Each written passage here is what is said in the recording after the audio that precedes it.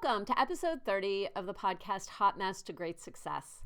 This podcast is dedicated to helping you get pieces of your personal and professional life in order. I'm your host, Dr. Jennifer Gardella, and I started this podcast for anyone that needs a little bit of private inspiration. You may not want to shout your disorganization from the rooftop, jump into a mastermind, or even share on social looking for information. You just want to know that someone is out there working out their stuff. And people, I am working out my stuff.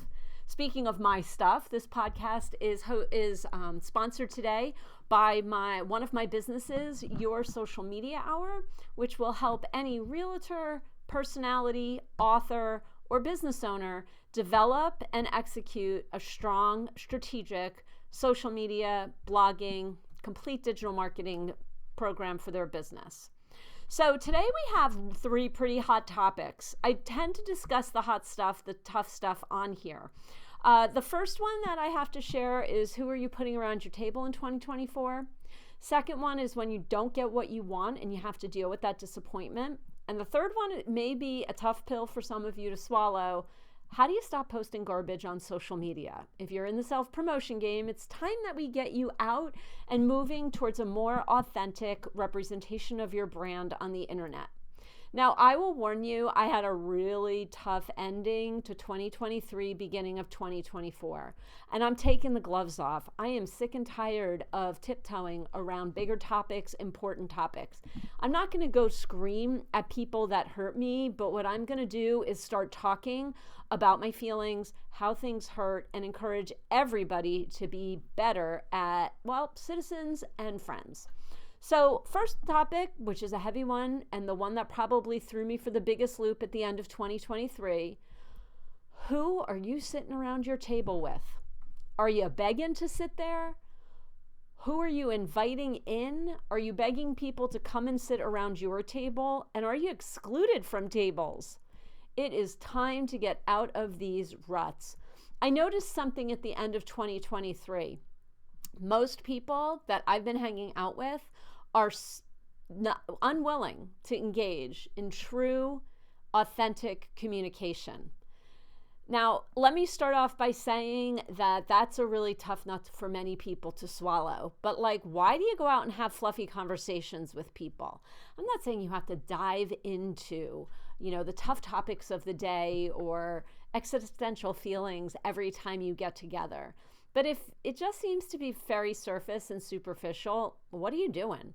Also, if you're the one who's always asking your friends or relatives, hey, what's going on? More than likely, you're being excluded. And I want to first take time to acknowledge that when you are excluded, it is ridiculously painful. I'll tell you that at the end of 2023, I was excluded from an event that really, really hurt. And I tried to lean on the quote, you weren't invited because of conversations you didn't hear. More than likely, if people are excluding you on purpose, they're doing it and talking about you. And that's just wrong. You don't want to be there anyway. Now, again, I know that hurts a lot. I reached out to my daughter to discuss the situation with her, and she had the following quote, which I'm going to read. God has removed you from a table where you used to sit in order to save you from a host who was serving you poison. Youch. If you've been sitting at a table too long and people either are starting to exclude you or they're not nice when you're there, there's probably poison being slung in your direction. Get out. Now, the harder question is, when there is drama or poison, why do other people go and sit there, right? And I've learned this during my healing journey out of domestic violence. You may have read my book, Domestic Violence Awareness, Listen for the Whispers of Abuse, where I outline the concept of flying monkeys. Drama queens usually have a set of flying monkeys around them. And the flying monkeys don't ever call the abuser on their behavior. And let's face it, excluding others is freaking abuse. So if that abuser is not being called and has people that still circulate around them, they're probably flying monkeys. And here's what I know. The flying monkeys, which could be a very good friend of yours, are so incredibly shallow or have so much drama to deal with in their own lives that it's easier to get sucked into the life of the abuser.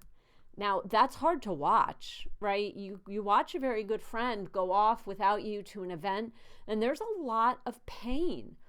Then you got to ask yourself, why do I even want to sit there, right? And I liken this to what I call prom queen syndrome. You, in your mind, have somehow equated the flying monkeys, the abuser, however, the queen bee of the beehive, to some sort of elevated status over you, and you just want to be included in what he or she is doing.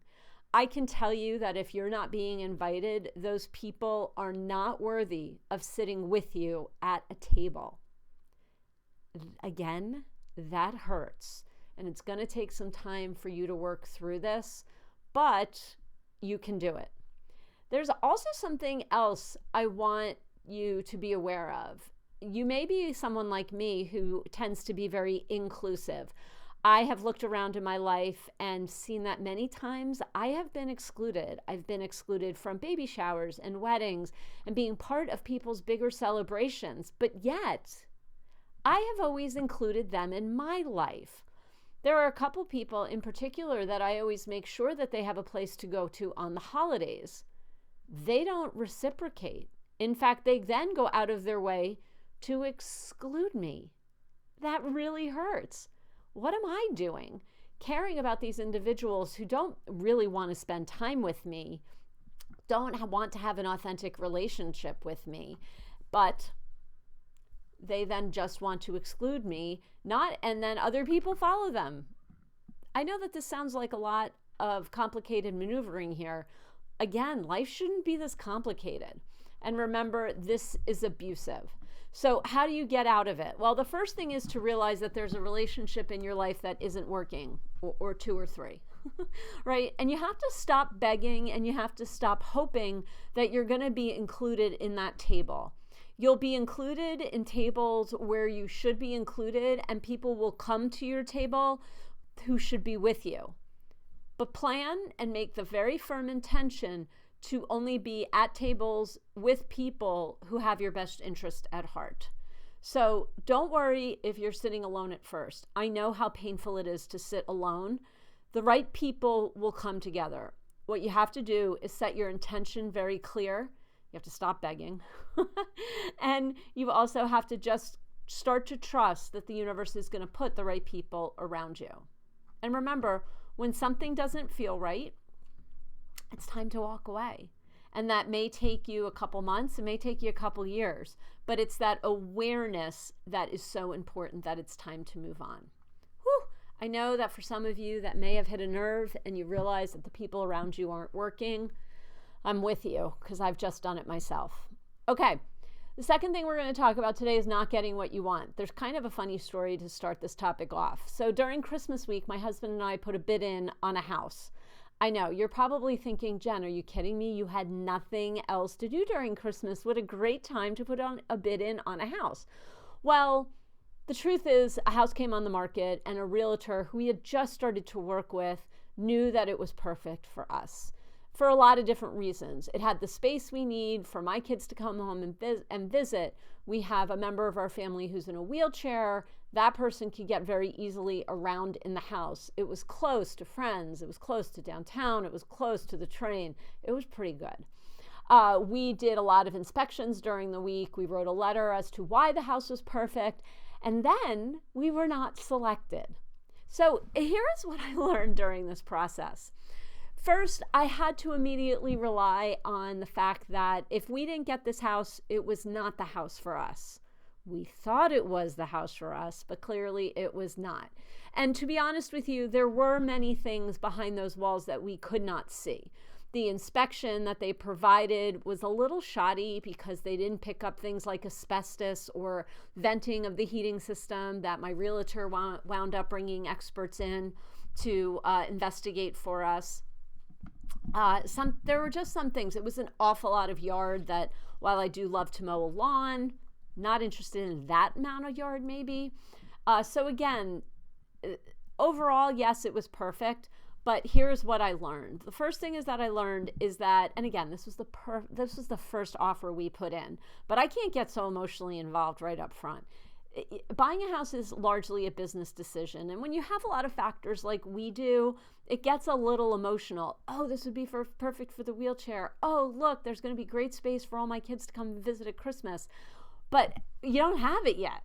So I did do all the things I was supposed to do to ensure that energetically I was aligned with the house. And more importantly, the owner making the decision. So I did my affirmations, I wrote in my journal, I did my meditations as if I was already living there. That may sound a little crazy, but I did. I also went a little overboard. I investigated, as many of you know, I'm a huge fan of using the public library. I investigated how close the library was. How do I get a library card? Okay, that sounds a little strange, but I was way in. Here's something else, though, that came out of the process for me, which was a little overwhelming at first.